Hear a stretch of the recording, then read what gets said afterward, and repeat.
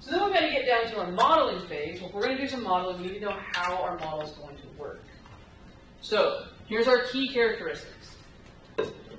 We have a target variable. So if we have a target variable, supervised or unsupervised. You guys are getting great at this. It's like quiz 1, you're like, oh my gosh, I don't know the difference. And you're like, final exam. Love the question. Okay, right, so this is our supervised. And we can have a categorical target variable, or we can have a continuous target variable. But in the end, our continuous target variable is really going to get bin.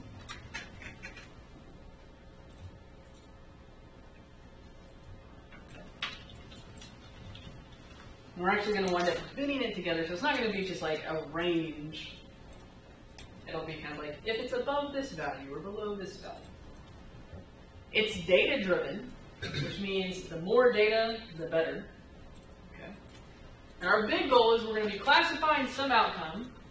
We're going to be splitting records based on a set of predictors and getting out decision rules. The big thing for characteristics, we're going to be splitting and we're going to get some rules.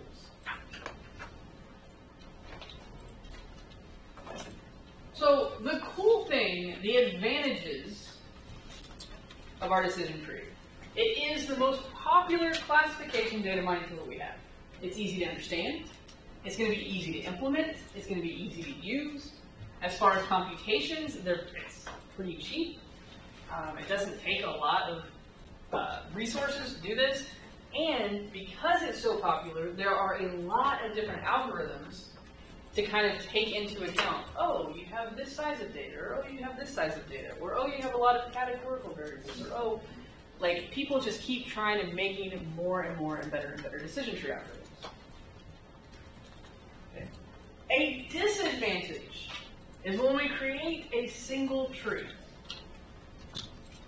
It can be unstable. And it may not have the best predictive power. Don't worry, don't fear. People have thought about this, and we have solutions. One of the solutions is a forest. So not only do we have decision trees, we can actually create a forest of decision trees. So this is the thing, it's called an ensemble. And you actually have chapter 13 of our text. Actually, it's all devoted to ensembles. And really all an ensemble is it says, why just use one data mining technique when I can use more? So here we're going to take a lot of decision trees, put them together into a forest, and really figure out what is the best prediction. Predicts for many trees that are combined. The predictive performance gets better and better. But the one thing that we lose when we go into a forest is we lose our rules. So we can create a better predictive model, but now I can't necessarily explain what's happening. So pros and cons.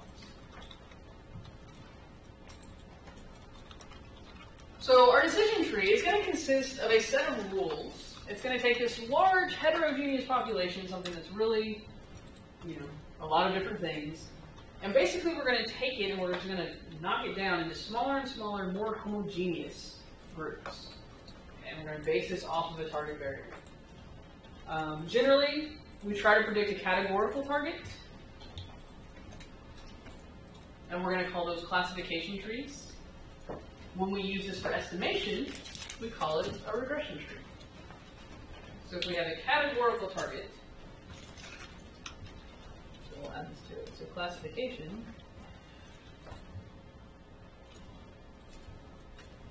is a classification tree.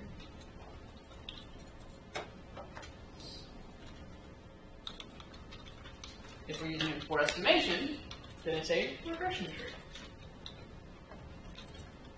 Another really cool thing about decision trees is you can always tackle a decision tree at the beginning of any kind of analysis you want to do, and you can actually use a decision tree for the idea of variable reduction.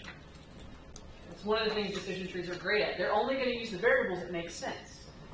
So similar to how we did a forward, backward, stepwise with our linear or logistic regression, you could actually put a decision tree in front of a different model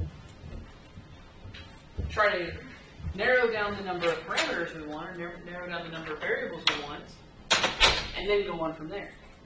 Right? So k nearest neighbor, we wanted to reduce the number of variables we had. We could run a decision tree, figure out which variables are most important, and then plug those important variables into our k nearest neighbor. So it's nice, it plays well with others. This is a fun fact. So the way that our decision trees are going to work, we have several big goals. So one of our goals is this idea of purity. And the way we're going to describe purity for this is we're going to split all of our attributes, all of our variables, into more and more homogeneous groups based on our target. So the more pure it's going to be, means it's going to be more and more everybody in that, we're going to call them leaves here in a second, everybody in that leaf is going to be the same. It's going to have the same outcome of the target variable. The way that we're going to get this and make it happen is we're going to have these splitting algorithms. Okay, so we have to have some criteria to make these splits. So at one of our nodes, all of our attributes, all of our variables, are going to be analyzed to figure out which variable will make the next best split. We're going to go through several examples of this. And for every node, every time we do this, every time all of the variables are eligible. So what that means, and I have this on another slide, but it means that you can split on the same variable multiple times. So every time we go, all the variables are available to see which one makes the next best split. We're just going to keep doing this, and it's a very iterative process, and we're going to have to stop at some point. And when we're going to stop is several different things. So we've got 3 different stopping criteria. One is when our node is pure. All right, so when everybody's the same, we can't split anymore. We're going to call that a leaf. We can stop when there's no more splits possible. We split as far as we can. Or a lot of times what happens is we're going to stop when we've reached some predetermined setting. Right? We will try to do this for 30 seconds. We will try to do this 5 times. We will have some type of parameter. We will go down 5 levels or 4 levels or 6 levels, but that's as far as we're going. Okay? So that's kind of how we're going to stop. So this is kind of the structure of our trees. We have a root. In trees, we use tree language. Right? You start with the roots. And that's going to be, what happens at the root, this is basically your naive rule.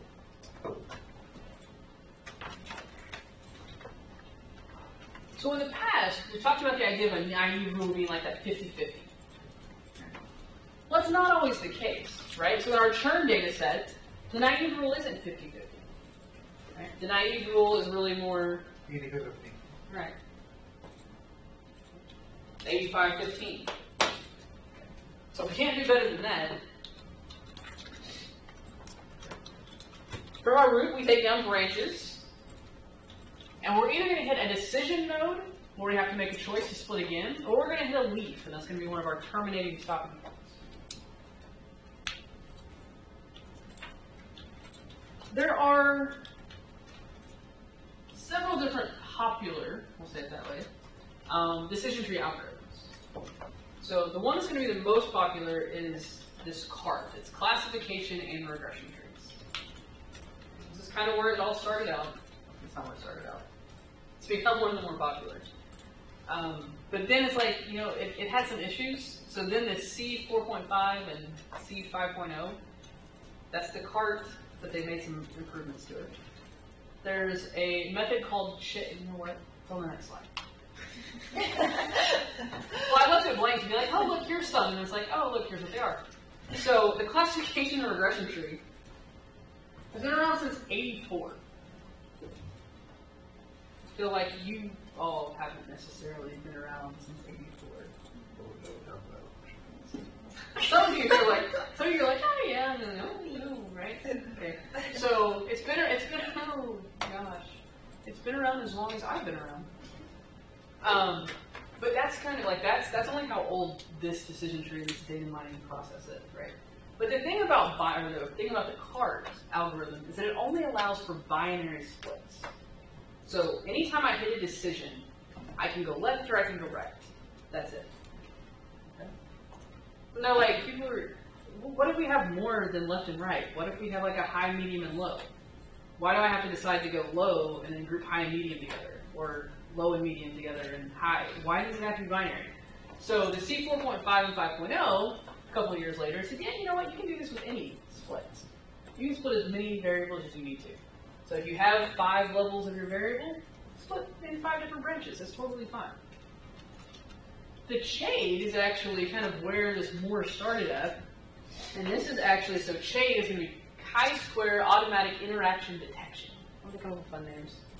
So it happened back in the 80s, and this was more of a, let's use statistical theory to decide when we stop. Right? How do we stop? So this chi, it's the chi-squared. This is all about looking at categorical variables and how related are they. And there's like, actually if you get into how this one works, you'll use those lovely little p-values and things that we learned last semester. This got a statistical underpinning. But then we started getting more and more data. And I don't have the year on this one, but we have this Quest algorithm. And it's a quick, unbiased, efficient statistical tree. How great is that? It's quick, it's unbiased, it's efficient. Why don't we use this one all the time? And this is really what happened to kind of combat the idea of we have categorical variables, there's a lot of different variables. And for some of these other algorithms, when you have a lot of different options, they start to overweight that variable. Well, it can go this way or this way or this way, so now it's gives more importance to that variable. And the Quest kind of takes care of that. Okay. So if you look at, and you'll see in a little bit, SPSS has a different node for all of these different things. SAS Enterprise Miner has different options that you can change. It's not quite as specific as this. You have to know the details of it a little bit. SAS Via, the visual analytics, it's got a few things you can play with. Okay. And we'll play with those today. So as we're doing this whole idea of splitting, right, we're starting out with our target variable. We want to decide, do you have a hard issue or do you not? Well, if we have categorical variables, then we just split with each class level. Makes sense.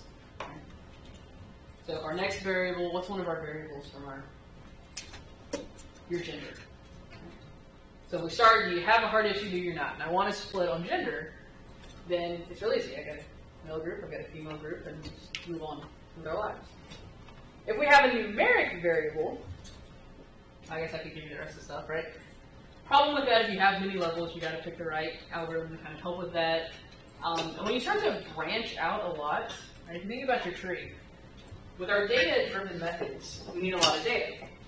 And the more branches we start to do, the more we're taking our thousands of data and then splitting into 500, and then splitting into a couple different hundreds, and then splitting, and the more splitting you do, the smaller and smaller your nodes get. So it makes your decision rules, A, you have to have a lot of them. And then it can also create classes that have like similar outcomes. Okay, so that's one of the issues we have with categorical values. We can still use them, it's just things we have to keep in mind. For our numeric variables, basically what we're doing here is we're having to bend them. That's basically what this bullet point says. Okay. We're not just actually going to use all of the variables. We're going to say, okay, it's going to take on the form of, let's talk about maybe it's income. We'll have $50,000 or less than $50,000. So you bend. That's the idea here.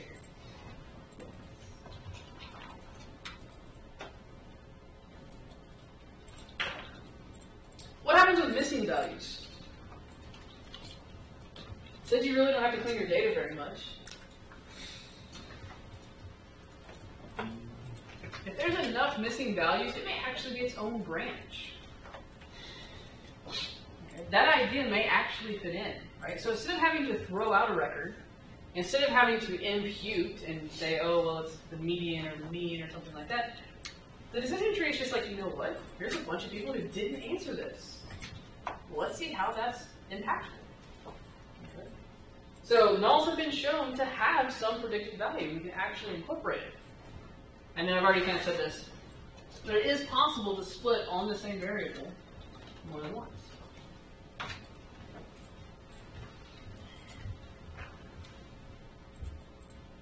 So as we're going to do this splitting idea, so we have our data that we're interested in, start trying to put it into a decision tree. The idea is we're going to split this decision tree. We have some rules for when we stop, but how do we decide if we're using that purity value to stop, what is pure? When is it pure enough? Do we keep going and going until everything it's in its own little leaf? That's making things really hard to interpret. Okay. So we have several different metrics. The most popular way to evaluate purity, so the most popular splitting criteria, are the Gini and the entropy reduction.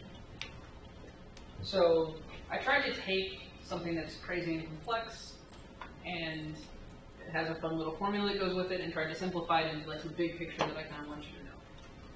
So for the Gini, what it's doing, and here I call it the Gini criteria, it's a Gini index. It's the sum of the squares of the proportions of the classes. So what does that mean? Really it's trying to see, it's going to range from 0, where no two items are alike, to, and this is k minus 1 over k, so really if you have two groups, it would be like a half. Right? It could be up to 2/3. And you're basically trying to find where all of the items are alike. And we want them to be as simple as possible. And we want them to be as pure as possible. We're looking at higher Gini values are better. The entropy reduction, this is the idea of information gain. So like if we make this split, did we gain any information? In this case, lower values are a good thing. The chi-squared is another option. All of these, the Gini, the entropy, the chi-squared, these are if we're looking for categorical targets.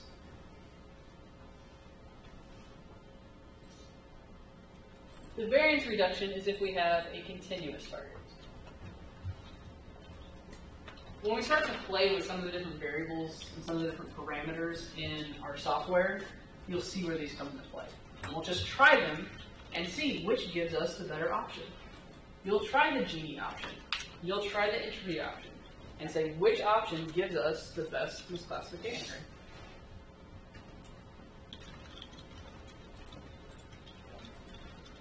So here's the thing, as our trees start to grow, right, we're breaking them down, we're subsetting them, they're getting different, they're getting lower and lower partitions. What we want to have, if we grow out the tree so that basically every node is kind of all on its own and everything's pure, we're going to have the best misclassification rate, okay? Because we shouldn't be misclassifying anything in that case. But when that happens, we've overfit our data, right? And so we actually want to use a decision tree for predictive models. We have to do a thing called pruning. Again, we're all about the tree metaphor here. So you grow the tree, now you got to prune the tree back. Okay? Some of the algorithms will prune as they go. Some will just let it grow as big as you can, and then we'll cut it back.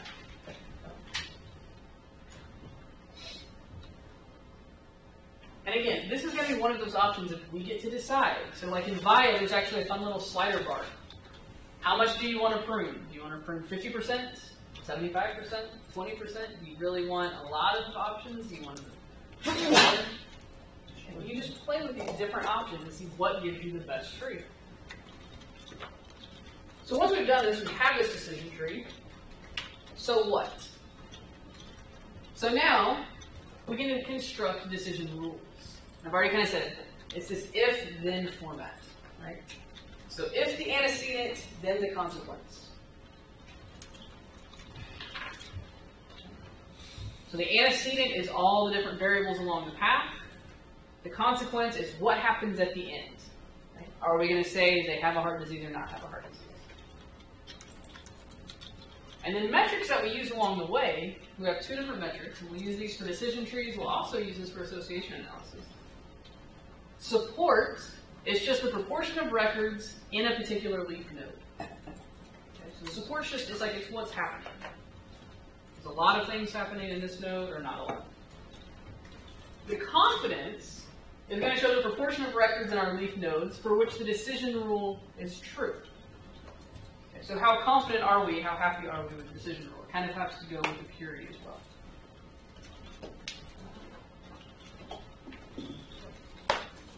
So I've been talking for a bit. Gave you the big picture, what decision trees can be. Let's do a couple of examples and see if this helps. Okay. So this data set has got a categorical target variable, and it's going to be credit risk. Are you a good credit risk or a bad credit risk? I've got categorical predictors. I've got savings, and do you fall in a low, medium, or high savings category? And I have your assets. Do you have low assets or high assets? And I have a continuous predictor that's income. That's my data set. And to make this nice and easy, I have 8 data points. Definitely not something we would normally do a decision tree on, but good to explain. So here's my decision tree as a whole. My data is on the right. Okay, so I have 8 different customers, all of the different data about them. So we're going to start out with my root node. Okay? And I'm interested in savings. Okay? So in my savings data set, or my savings variables, I have low, medium, and high. So if I break it out to medium, right, so these are going to be customers 1, 4, and 8. And if you have medium savings, what happens for your credit risk? Good. Everybody's good, right? So this is great. I have a pure leaf. So if I start with savings and I break on savings, I split on savings. If your savings is medium, everybody's a good risk, it's pure, life is happy. So real quick pop quiz. If you had to choose between the CART methodology or the C 4.5 methodology, which one would this be? C 4.5, because it has multiple splits.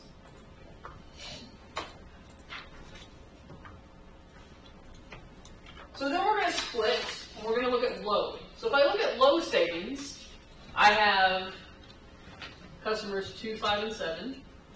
2 of those customers are bad risk, but 1's a good risk. Okay. So let's do that.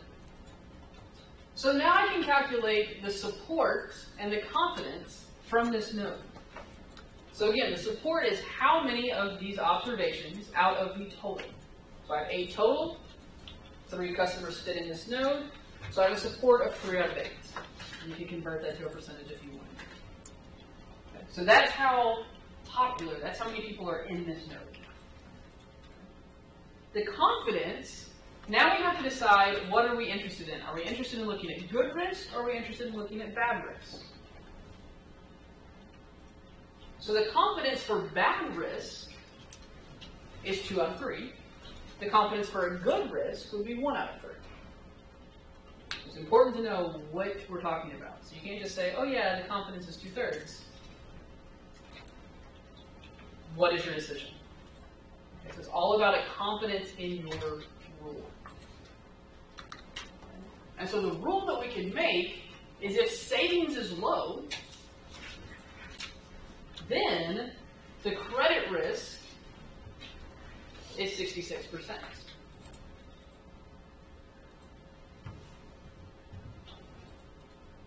So do we want to stop there? No, this is a point, this is not a leaf, this is going to be our decision point. Or sorry, this is going to be a decision point, a decision node. Let's go a step further. So now I've looked at savings, now I go over and look at assets. So for all of my low savings people, my assets, I have low, medium, and high. So if my assets are low, they're both bad risk. But if my assets are medium, it's a good risk. So I take that one more split, and now I have pure leaves.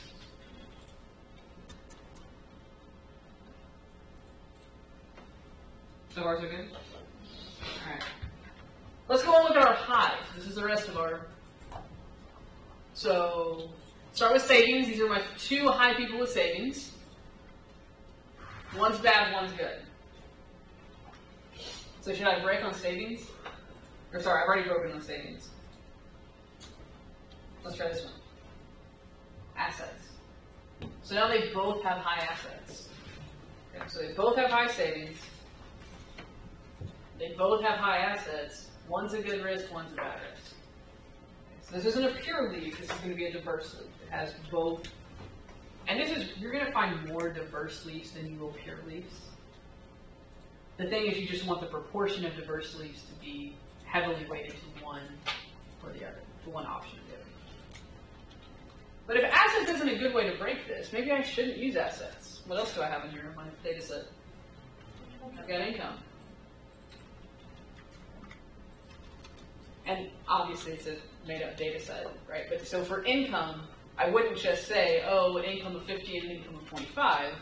I would have to bin it somehow, right? So I'm going to say an income less than $30,000. So if your income's less than $30,000, you're a bad risk. It's greater than $30,000, now you're a good risk. Make sense? It really is that straightforward and easy. The things that just change are how do you make that decision? So because you guys are the we like to learn stuff class, I'm going to show you example number 2. Okay. Will I expect you to do this? No. Do you want to see how it works? You kind of understand what's happening in the program? I think so. Okay. So similar idea here. This is a little bit different of a picture, but the same idea applies. So here we're trying to figure out how did we split. So in the first one I just said let's split on savings. Okay. But how did we know to split on savings, right? In this one we split on assets. Well, why assets? Okay. So this is going to be a cart example. So can I have multiple splits? I can only have 2. Right? So I can have 2. I can split twice. It's a binary split. Can't be multiple splits. So here I split with assets of low and assets of medium or high. So when I do this, now I'm trying to figure out, this is this candidate split. So at this point I have 8, it'll have 9 different options. So the way that I can split, I can go savings is low, and then savings would be medium or high. Those are my options. And then I could say savings is medium, which would mean that on the right side, because it's just 2 splits, savings would have to be low or high. Or if I pick savings as high, then I would have to have savings as low or medium. Right, so this is what I'm doing is I'm actually saying, okay, here's all my possible data that I have. Here's all the possible splits that I can come up with. I can come up with assets. You can be low. Well, if you're low, then the other side is medium or high. High, medium, or low, and you kind of see how that's working. Then I hit my income variable. Income can be less than 25,000, less than 50,000, less than 75,000, and your algorithm is going to try different binning techniques there. Okay, so here's 9 different possible candidate splits just to try to figure out this very first split, which happens to be candidate split number 4. We split on assets low and assets medium or high. So out of all 9 of these, we picked option 4. And why is that? But how do we pick option 4? That's a great question. Let's move to the next slide. So there's a formula that's happening, that's going on behind the scenes, right? So you can use your Gini index. You could use your entropy idea. So this is the Gini index written out in a lot more complicated way. But what we're doing is we're actually looking at the probability that this thing happens given what we have on the left side, and then the probability given our right side. We add all these, we take the absolute value, we add them all up, we do a little math, 2 times the probability of the left side and the right side. This is actually the math of what's happening. Okay? So it's going to say, okay, the probability going left, the probability going right. So we're going to focus on number 4, because that was the winner, right? And the way that I decide that it's the winner, how did I decide number 4 is the winner? And if the highest value doesn't have to come. It does. So number 4 is the winner because this right here, 0.62, is the highest. So like I was saying, so at every split, you're going to look at every possible combination of splits. You're not. The computer's going to. And it's going to go through this calculation procedure depending on what metric you use. So it's looking at the probability, and what's our probability? It's good risk, bad risk. Okay? So the probability going left of bad risk is 0.25. The probability going right is 0.75. Right, so we're talking about the number of records here. Then, so the G's and B's stand for good and bad. So if we split to the left, we have no good records, and we've got a bad record. If we split to the right, and I'm not going through all the probability calculations for you, but the probabilities of getting bad record or good record here, the probability would be 0. The probability of getting bad record is 1, because they're all bad records. Here, there's a mixture of it. So if we could go in and calculate the probability. So if we went back and did the math, we would find out that out of the 1, 2, 3, 4, 5, 6 left, 1 of them would be bad. So 1 out of 6 would be bad, and the rest would be good. And that's where these probabilities are coming from. Then you take 2 times this, you put it in here, you add this up, and you wind up getting these values. So again, I'm not focusing through the math, but you could actually follow the formula through the math if you wanted to. And we find the highest value here, and that's what says, awesome, split on number 4. And then it's going to say, okay, well number 4 is a pure node, so now I'm going to go down this right side, I'm going to go to decision node A. And it's going to do this same thing. It'll come up with all the possible splits that you can have, go through all these calculations again, find the highest one, and that's how we're going to split. So in that case, we're going to split on savings. And it'll take the savings high route and it'll say, okay, here's all the possibilities. And we're going to have fewer and fewer possibilities as we go. So the idea is we're getting more homogeneous nodes. But every time, this is what's happening. So if a variable is available, we're going to use it to make our choices. Isn't that fun?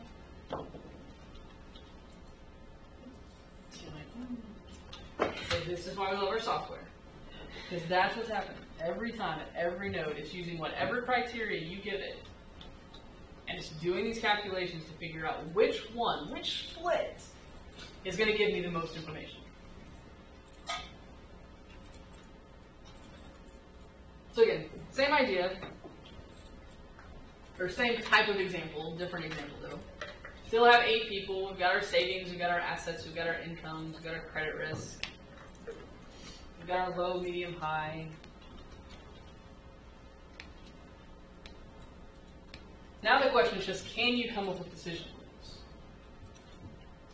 So if your asset is low, then what happens? Are you a good risk or a bad risk?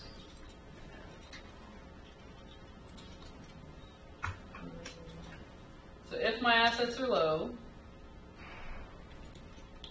then I'm a bad credit risk. And how many records are happening there? 2 out of 8. So our support is 2 out of 8. And how confident are we that you're going to be a bad credit risk?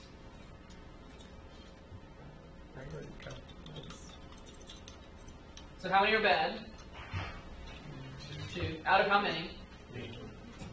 Sorry. So now just looking at just the 2. Of those 2, how many are bad credit risk? 2. So the confidence of being a bad credit risk, if you take this rule, is 2 out of 2. You're confident. This is what's going to happen. Okay. This is abnormal.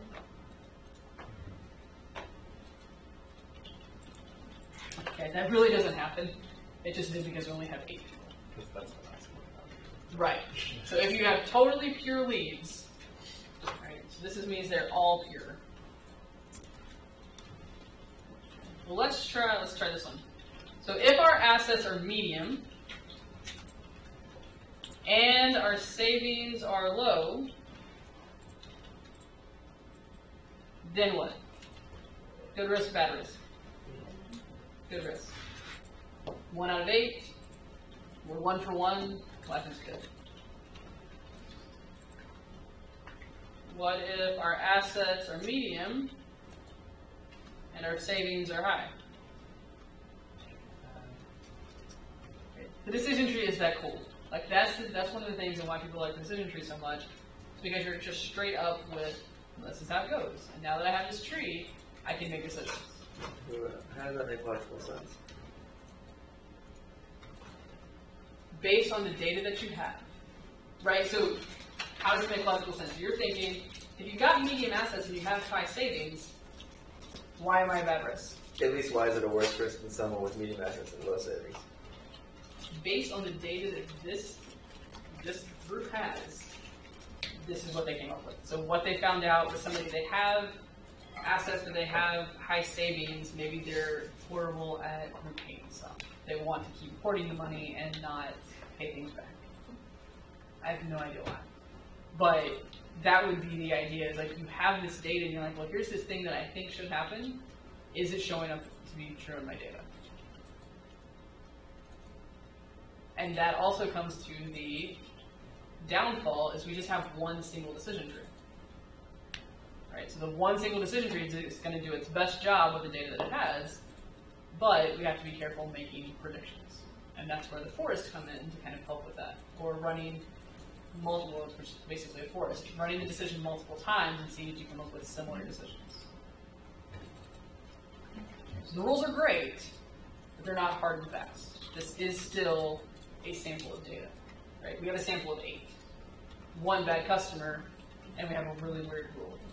We have a sample of 100, we have a sample of 1,000, we have a sample of 10,000. Now we can start to be more and more confident in our rules.